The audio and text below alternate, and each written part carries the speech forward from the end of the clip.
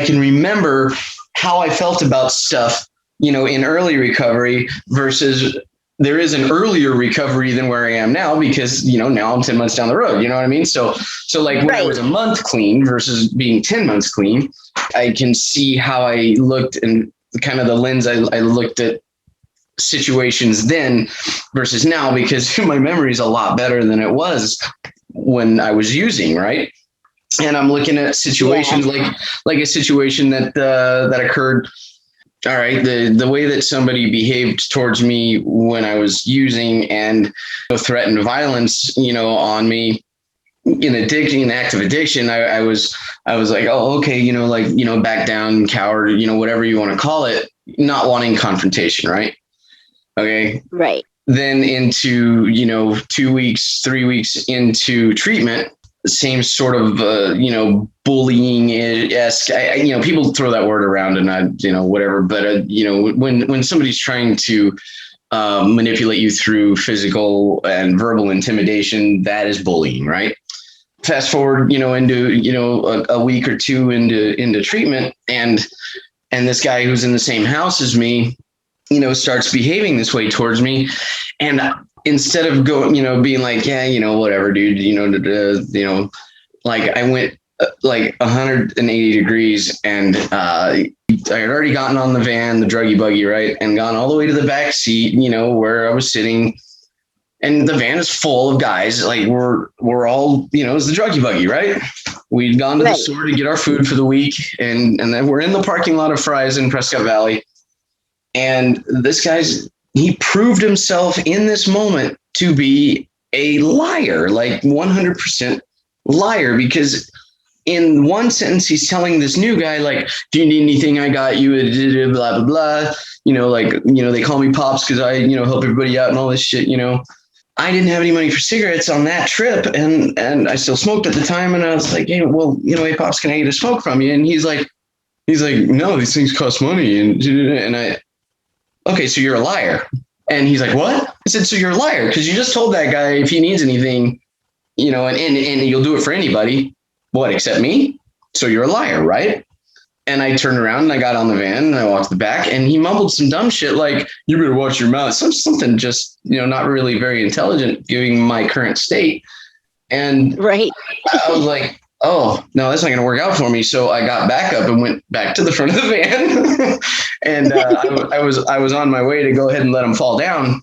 And like, me, that's not in the recent past. That hasn't been my behavior. People would punch me, I would bleed, and that would be it. Like, that was like, oh, look, Mike's bleeding again, and why didn't he hit anybody back? And so like I was going to ruin this guy's day, and it would have gotten me kicked out, gotten him kicked out. And, it wouldn't have been good for anybody, but I was going to do it. And I was 100 going to do it. Like there wasn't going to go be talking. I had stopped talking. I was going to go help him fall down. The house manager was like, whoa, Mike, like he grabbed me, and the other guys pulled us apart and everything, and kept us separated. And now I look back on that now this far into recovery, and I'm like, why did I do that? Like, why was it so important to me right there to just like, because I was going to physically abuse that guy. Like, it was going to hurt. Like, right. What was what was it? Your need for a cigarette? No, it wasn't. And the truth of the matter is I didn't actually need or want a cigarette that bad at the moment, but I wanted to prove him to be a liar. You know what I mean? So what was the real motivation behind that? And I guess it was probably just because I was so pissed. I was so sick of people lying, to me and just to make themselves look better, because I'd been through that so much. Maybe that was, now I can look at things differently. That was the point, was that the way that, our perception is our reality. Right. So maybe the message in all of this was really for that guy. If he didn't stop lying to himself and everybody else, then his recovery wasn't going to stick. And you know what? and what I know is that it didn't, because, I don't wish this on anybody. Like, he might've been an asshole, but I don't want to see anybody, die of this thing.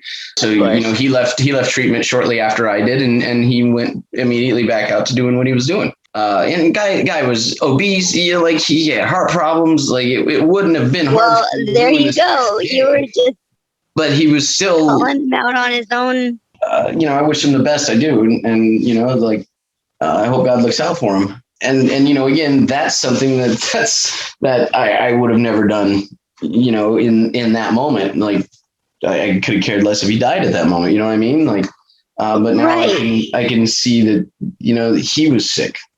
He is sick, like, and mentally, I mean, and, whatever. But the question that I had for my therapist when I was like looking at these things, and that's just like a small little example. Like, there's a lot of things every day and I just can't come up with them as a good example. But it's like, when is there going to be consistency in my own situations, things, people, right? Like, when am I going to know that this is how I'm going to react to a given situation? Like, because, there's 3 different reactions in, the course of, like, 13, 14 months that I can actually look at. You know what I mean? I can actually go, okay, I reacted this way this time. I reacted this way this time. And now I'm looking at that situation going, why did I react that way? Yes, I get where you're going. Yeah.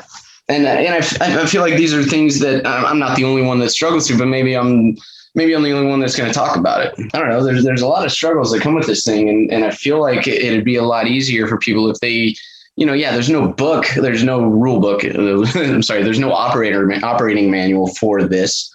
More people would just talk about the shit they're going through. Other people wouldn't have to be so scared about going through it. Exactly. I agree with that. I just talked to a girl that was having the same kind of issues. She said that she was going through, and she was newly clean about the same amount of time as you. I think she said she had 9 months. Mm-hmm. And she was telling me that she has the same issue where she feels like she can only feel either love or anger. Either she loves from the base of love, where positive emotions come from love. Right. That's where they come from. And negative emotions, where I told her, because she's like, I know they come from anger. And I said, no, actually, negative emotions come from fear. And she said, well, I'm not afraid of anything. And I said, well, there's something that there's a fear at the bottom of all of that anger that's driving your anger. If you can find out what the fear is and you can conquer that, then your anger will go away, because you won't have a reason to be mad anymore. You will see that it takes way more energy to be mad at stuff than it does to not give up. That's absolutely true. It takes a lot less energy to not care about stupid stuff. Yep. And once you glom onto that idea, boy, it sure lightens up your load a lot. It's freeing, isn't it? Yes. When you can make the conscious decision right before you snap, and I told her this, I said, if you can find a way to take it deep in her face, do something and try to regroup for a moment, just take a moment and say, how is this going to affect me in an hour, in a day, in a week, in a month, in a year? If it's not, then I'm not going to put that much energy into it. If this is not something that concerns me or affects me or I have any control over, I'm not going to put that much energy into it to be upset about it. And if you can take it another step beyond that, because I can tell you what the next step is beyond that, is if you can find the forgiveness in it, where you can forgive the driving force or the person or the thought or the idea or yourself in it. There's so much power in that. Once you've forgiven it, you can conquer it by then finding appreciation for the experience. And then be like, oh, I'm so grateful that happened. I'm so thankful, because now I am this person who I am now that I wasn't before that happened to me. Look what I've learned. I really love who I am now. And ultimately, that's the goal, right?